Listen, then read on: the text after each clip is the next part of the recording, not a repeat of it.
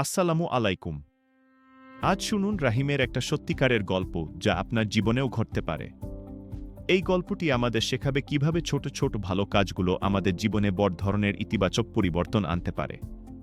মনোযোগ দিয়ে শুনুন, কারণ এই গল্পে রয়েছে এক গভীর শিক্ষা।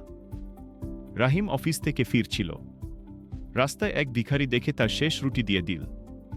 ভিখারি বলল, আল্লাহ তোমাকে রহমত করুন এবং তোমার সকল ভালো কাজের প্রতিদান দিন। রাহিম বুঝতে পারল আল্লাহর পরীক্ষা ছিল সেটা।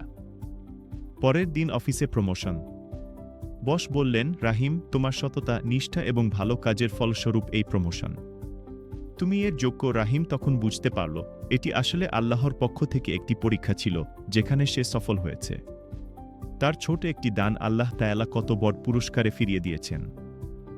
মোরাল: ছোট্ট দানে আল্লাহ বড় পুরস্কার দেন। আল্লাহ আমাদের প্রতিটি সৎকর্মের প্রতিদান দেন। ওয়া আলাইকুমুসসালাম।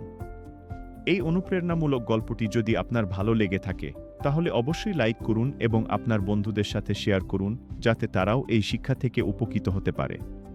ধন্যবাদ।